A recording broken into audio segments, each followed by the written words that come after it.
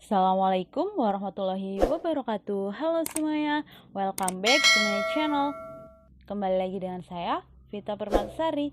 Hari ini kita akan belajar tentang struktur dan fungsi tumbuhan. Sudahkah siap kalian? Let's go. Mari kita berdoa terlebih dahulu sebelum mulai pembelajaran. Silakan berdoa masing-masing dari rumah ya. Berdoa dimulai.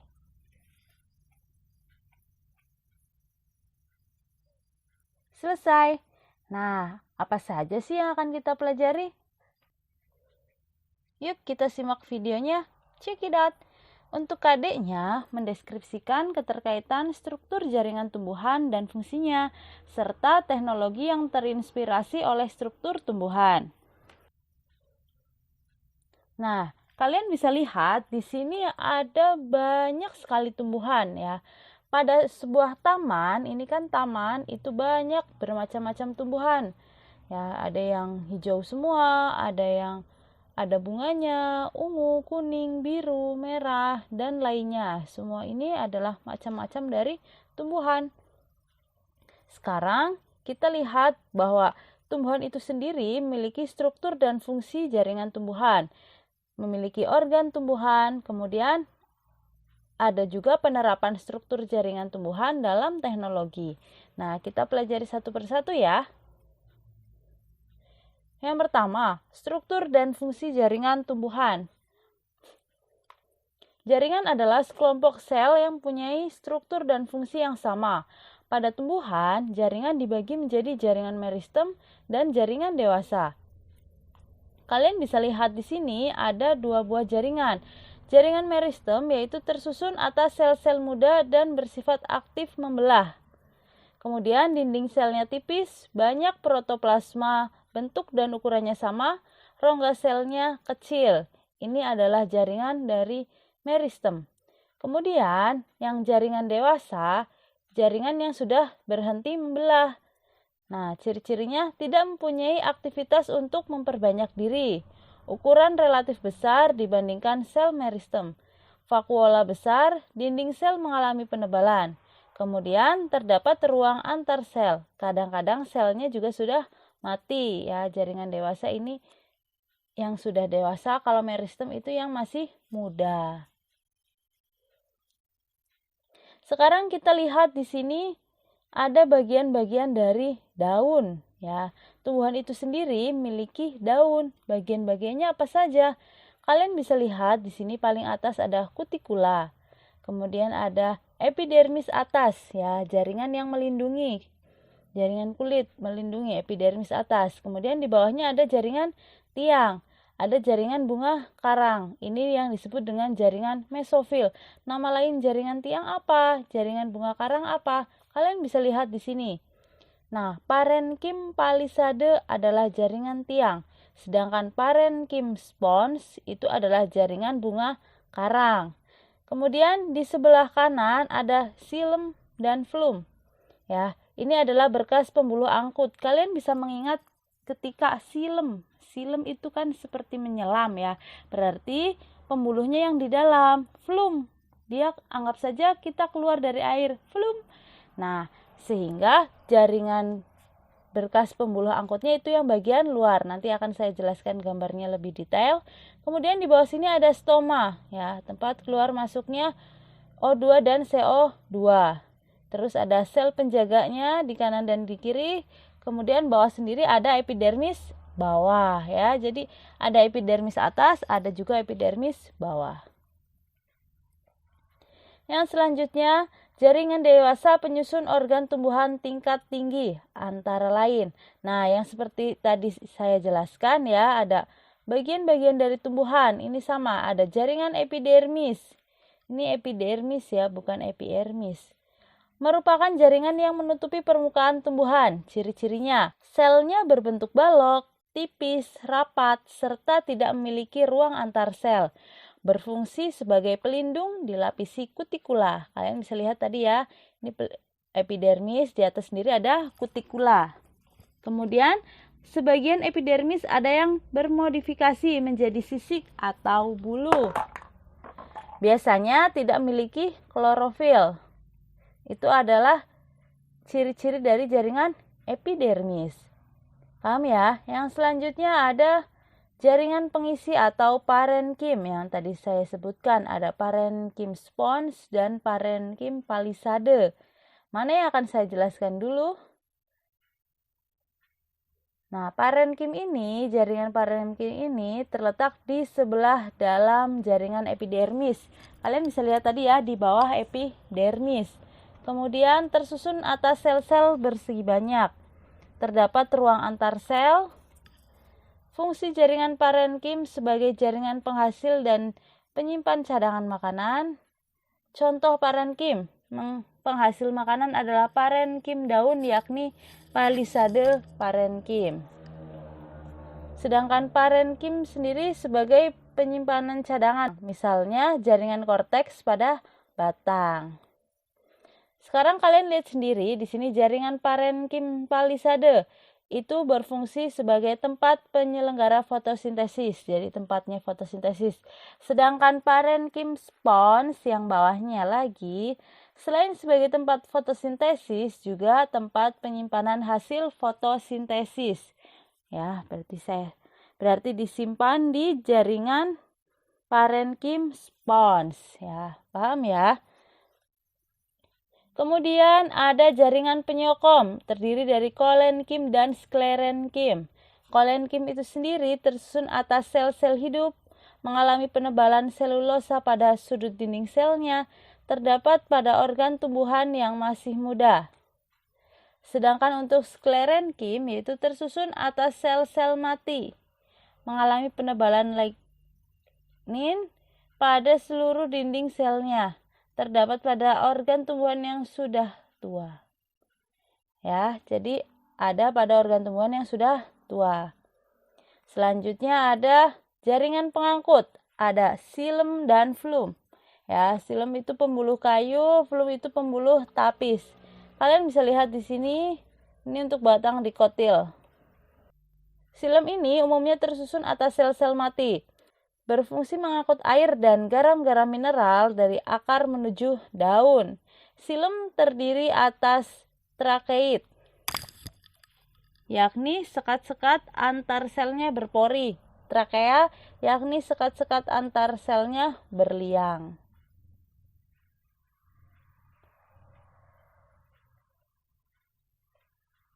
Nah, yang selanjutnya ada jaringan pembuluh angkut lagi yang tadi xilem, sekarang flum. Tersusun atas sel-sel hidup, berfungsi pengangkut hasil fotosintesis dari daun ke seluruh tubuh jaringan. Tersusun dari sel-sel panjang yang ujung-ujungnya bergandengan membentuk suatu pembuluh. Jaringan flum ini diiringi oleh sel-sel pengiring. Kalian bisa lihat gambarnya di sini ya. Jadi kalau xilem ya, anggap aja xilem. Xilem ini ya ada di bagian dalam.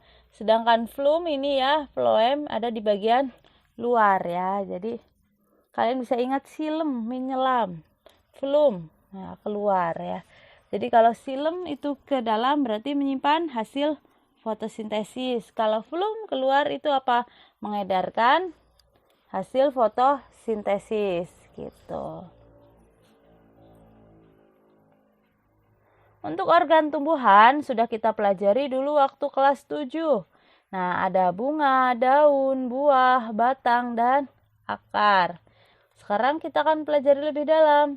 Untuk akar itu sendiri berbeda ya. Akar dikotil dan akar monokotil. Ya, letaknya berbeda. Epidermis tetap di bagian luar. Epidermis, korteks di dalamnya. Kemudian ada endodermis.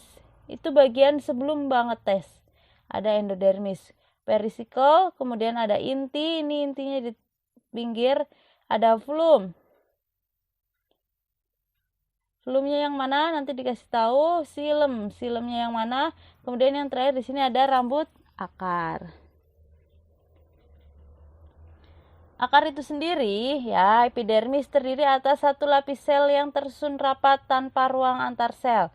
Yang kedua, dinding selnya tipis, mempunyai banyak ruang antar sel untuk pertukaran gas. berfungsi menyimpan cadangan makanan ya, korteks. Kemudian yang ketiga ada endodermis.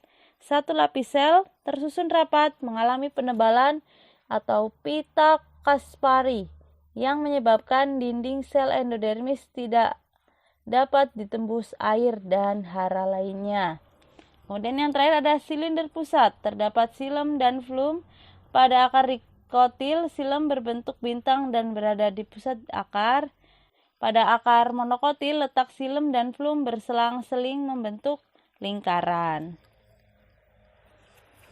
Kemudian ada pada batang. Kalian bisa lihat ini batang monokotil dan dikotil. Yang kanan yang mono, yang kiri yang dikotil.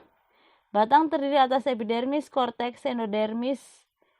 Lapisan endodermis batang tidak begitu jelas dan menyatu dengan korteks.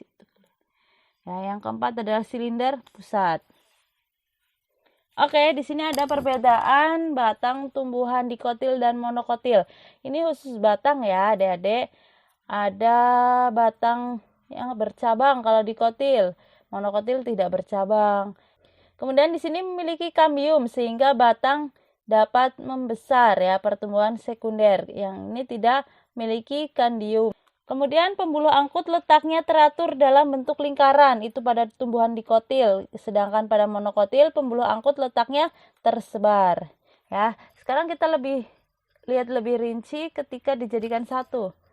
Oh ya, ini ada kloroplas dalam sel bawang ya. Kalau kalian pengen lihat, ini ada kloroplasnya. Selanjutnya ada bentuk-bentuk dari daun ya. Di sini ada berbagai macam bentuk daun. Ada yang menyirip, ada yang menjari, ada yang kecil-kecil, besar-besar ya. Kemudian ini adalah salah satu contohnya, nih ada daun. Selanjutnya ada bunga, bagian-bagian dari bunga. Nah, ada mahkota, kepala sari yang ujung, benang sari, kemudian kepala putik ya, tangkal putik, pangkal biji, tangkai bunga, dan dasar bunga ya. Ini kelopaknya. Bunga ini berfungsi untuk mempercantik tumbuhan ya. Jadi ketika mahkotanya menarik, cantik, tumbuhan itu akan lebih menarik.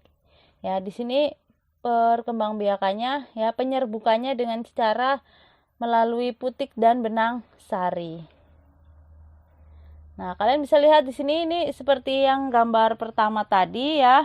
Bagian-bagiannya apa saja yang pertama? Atas sendiri ini apa? Ya, ini adalah struktur dalam anatomi daun. Apa tadi ada sendiri? Ya, ada epidermis atas. Ya, kalau yang paling atas itu ada kutikula ya. Kutikula. Ini epidermis atas. Kemudian yang bawahnya apa? Epidermis bawah. Yang kedua ada jaringan tiang. Terus yang selanjutnya ada jaringan bunga karang. Ada stomata di bagian bawah, kemudian ada jaringan pengangkut, terdiri dari silem dan flum. Ada lapisan lilin juga nih, kutikula. Oh ya, kutikulanya pokoknya yang bagian luar. Yang terakhir, lapisan lilin atau kutikula.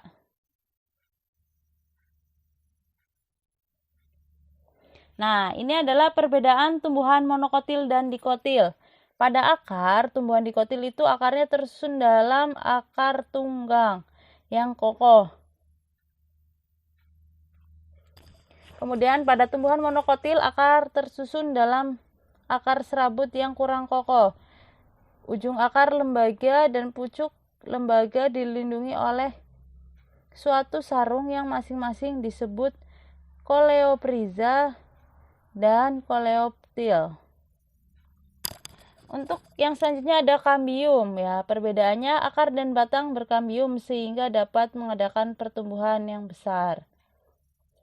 Kemudian kalau yang monokotil, akar dan batang tidak berkambium sehingga tidak dapat mengadakan pertumbuhan melebar dan membesar, yang ada hanyalah pertumbuhan. Kemudian pada batang dikotil, batang bercabang-cabang. Kalau yang mono, batang tidak bercabang-cabang. Terus untuk daun, pertulangan daun menyirip atau menjari, pertulangan daun sejajar atau melengkung, itu untuk monokotil. Kemudian untuk biji pada tumbuhan dikotil yang berkecambah, berbelah dua, dan memperlihatkan dua daun lembaga. Kalau yang berkeping satu, biji yang berkecambah tetap untuk dan tidak membelah. Biji berkeping satu. Kemudian pembuluh angkutnya, berkas pembuluh angkut teratur dalam lingkaran atau cincin. Pada monokotil, berkas pembuluh angkut tidak teratur. Sedangkan untuk bunga, jumlah bagian-bagian bunga ada 4, 5, atau kelipatannya. Sedangkan pada tumbuhan monokotil, jumlah bagian-bagian bunga biasanya 3 atau kelipatannya. Di sini ada perbedaan tumbuhan monokotil dan dikotil. Kalian bisa lihat, ini satu kotiledon, yang ini 2 kotiledon ya. Jadi ini monokotil, ini dikotil. Kemudian ada daunnya, tulang daun sejajar atau melengkung ya. Kemudian kalau yang satunya yang dikotil itu tulang daun menyirip dan menjari atau menjari. Pada batang, berkas pembuluh angkut tersebar untuk monokotil, sedangkan dikotil berkas pengangkut tersusun dalam satu lingkaran. Untuk bunga, bagian perhiasan bunga hanya terdiri dari 3 atau kelipatannya untuk monokotil. Dikotil, bagian perhiasan bunga terdiri dari 2, 4, 5, atau kelipatannya. Yang terakhir adalah akar. Untuk monokotil, sistem akar serabut, sedangkan dikotil, sistem akar tunggang. Selanjutnya, penerapan struktur jaringan tumbuhan dalam teknologi. Di situ ada daun, kemudian ada gambar panel surya. Apa sih? Teknologi pembangkit listrik tenaga surya dibuat dengan meniru prinsip daun yang memanfaatkan energi matahari untuk menghasilkan energi kimia. Kemudian di sini ada kayu ya, penerapannya kalian pada bangun. Kemudian berapa? Susunan batu rumah meniru jaringan batang. Tembok rumah agar kokoh diberi besi. Hal ini merupakan pengaplikasian dari kambium pada pohon. Kemudian untuk struktur akar yang kokoh dan dapat menunjang tumbuhan pada suatu daerah laut, hal ini bisa dipakai sebagai dasar pengembangan pembangunan, pondasi pada tumbuhan, pondasi pada pembuatan jembatan, dan lain-lain. Ini ya akarnya, ini yang kokoh, kemudian ini kayunya. Rambut atau bulu akar hanya terdapat pada bagian akar yang masih muda, yang merupakan penonjolan atau diferensiasi dari jaringan titik. Silakan kalian jawab soal-soalnya ya, kemudian tulis di buku, catat juga semuanya, nanti bisa dipelajari lagi. Kemudian soal yang kedua, jaringan yang ditunjukkan oleh huruf X merupakan salah satu jaringan penyusun daun. Jaringan X disebut jaringan titik-titik dan berfungsi untuk titik-titik. Nah, kalian bisa cari tahu sendiri, palisade, spons. Seperti yang tadi sudah disampaikan. Selanjutnya yang ketiga ada perbedaan berkas pengangkut pada batang monokotil dengan batang dikotil adalah. Nah, di sini ada A, B, C, D. Kalian bisa pilih A, B, C atau D. Lanjut, berdasarkan gambar atau fungsi dari struktur X adalah.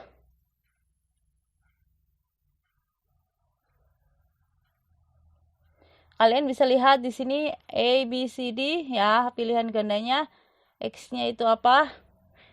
Kemudian jaringan yang berfungsi menyebarkan hasil fotosintesis ke seluruh tubuh bagian tumbuhan adalah, nah ada rambut akar, endodermis, epidermis, dan flum. Ya, sekian video yang bisa saya sampaikan. Silakan jika ada yang ingin ditanyakan, kalian bisa chat di kolom komentar atau chat di sosial media saya. Kamu bisa karena terbiasa. Kepandaian tergantung seberapa besar usaha kita dalam belajar. Terus asah kemampuanmu. Selamat belajar. Terima kasih atas perhatiannya. Semoga video kali ini bermanfaat untuk kita semua. Sampai jumpa di video-video berikutnya. Wassalamualaikum warahmatullahi wabarakatuh. Bye. See you next time.